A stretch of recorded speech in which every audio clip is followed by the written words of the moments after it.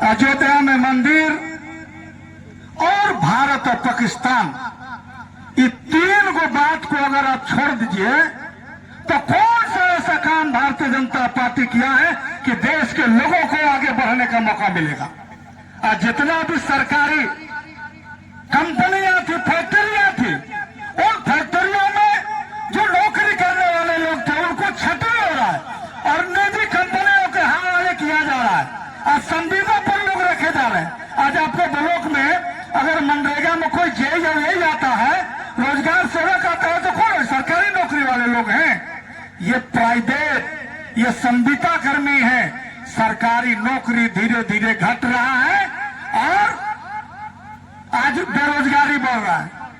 आप सुने होंगे मीडिया, आज पूरे देश दुनिया में मीडिया बहुत आगे निकल गया है। 2 मंत्री थे, अब मुख्तार अब्बास नकवी, अभी मुख्तार अब्बास नकवी नहीं है मंत्री। जब मीडिया वालों ने पूछा, इंडिया टुडे के पत्रकार ने पूछा कि ये बताइए कि गाय के सवाल पर आपको क्या कहना है, मुख्तार अब्बास नकवी ने कहा कि जिनको गाय खाना पसंद है वो पाकिस्तान चला जाए।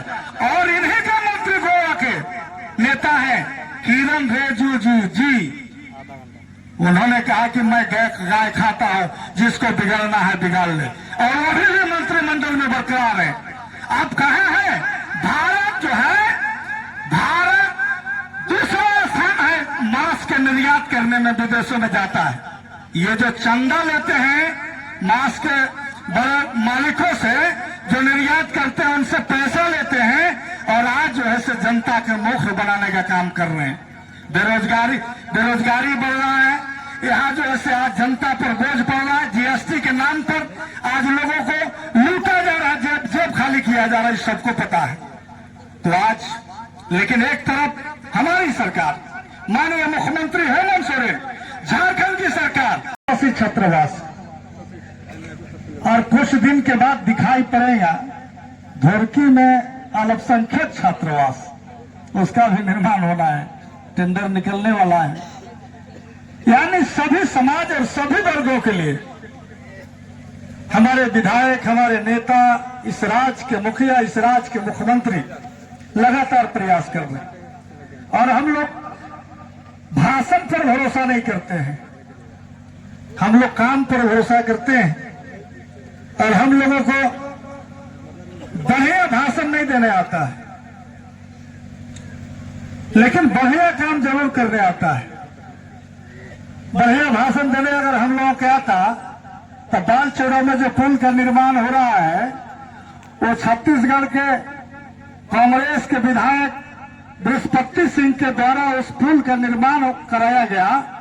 और हम लोग के पूर्व के जनप्रतिनिधि कई बार दाढ़ी बाल बनवाए हैं, बालों कहाँ गया, 2 बार छुलवाया हो। हम लोग बाल नहीं छुलवाते हैं, ये नाटक करने वाले लोग हैं और ये नाटक करेंगे। क्योंकि अगर जैसे वो कहता है कि 60 साल में 70 साल में क्या हुआ इस देश में, आप बता दीजिए। 70 साल में अगर कुछ नहीं हुआ तो 12 साल में आपने क्या किया? जब हमारे मुक्तेश्वर पांडे जी कह रहे थे चटनिया डैम, बामा डैम, पनघटवा डैम, मैं कह रहा हूं कि सिंचाई के क्षेत्र में एक भी उदाहरण दे के दिखा दे कि सिंचाई के क्षेत्र में वो कहीं डैम बनवाए हो, कहीं नहीं। आज जो बिजली देख रहे हैं घरे घरे, ये राजीव गांधी विद्युत बिजली योजना के नाम से उसकी शुरुआत हुआ था, कहीं भी नहीं। 70 साल में कांग्रेस कुछ नहीं किया। आप बता दीजिए कि 1947 में देश आजाद हुआ था, और 1947 में देश में आर्थिक स्थिति क्या था? यहाँ सैनिकों के पास, उनके पास कौन सा हथियार था जो पाकिस्तान के खिलाफ बांग्लादेश का अलग करवाने में भूमिका अदा किया था? बहुत कमजोर स्थिति था भारत की। लेकिन इस देश की सेना और इंदिरा गांधी ने पाकिस्तान के घुटने के बल ला करके खड़ा कर दिया था, और लाखों सैनिक सरेंडर कर गए थे, हथियार डाल दिया था, और पाकिस्तान से अलग बांग्लादेश बन गया। ये काम हुआ है देश के लिए।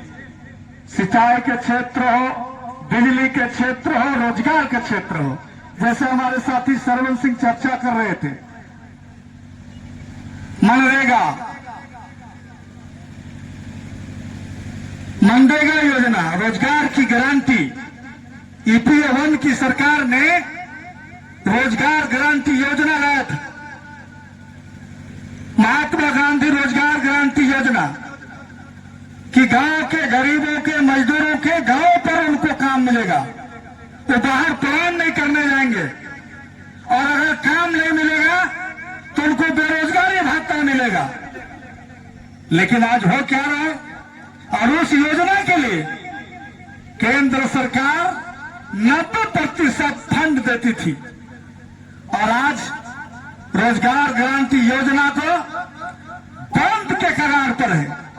आज जो जी राम जी रोजगार गारंटी योजना को खत्म करके वो जी राम जी जो योजना लाए हैं, ये नाम से बहुत फर्क नहीं पड़ता है। गरीबों को काम मिलेगा कि नहीं मिलेगा, रोजगार मिलेगा कि नहीं मिलेगा, फर्क इस बात पर पड़ता है। और आप सोच लीजिए कि ये नाम नहीं है, ये नाम के जरिए श्री रामचंद्र जी के नाम के जरिए विरोध नहीं हो, इसलिए जी राम जी नाम रखा गया है। और अगर बंद नहीं करना होता तो इस फंड को, इस योजना में आधा पैसा यानी 60% केंद्र सरकार देगी और 40% राज्य सरकार। अब बताइए इतना बड़ा ये बोझ क्या झारखंड सरकार उठा पाएगी? तो इसके जरिए इस योजना को बंद करने का काम केंद्र की सरकार, मोदी की सरकार कर रही, यानी गरीबों के पेट पर लात मारने की कोशिश हो रही है, आदिवासियों के पेट पर लात मारने की कोशिश हो रही है। आज हमारे लोक प्रभात खबर चैनल पर वीडियो देखने के लिए चैनल को लाइक, सब्सक्राइब और शेयर करना ना भूलें।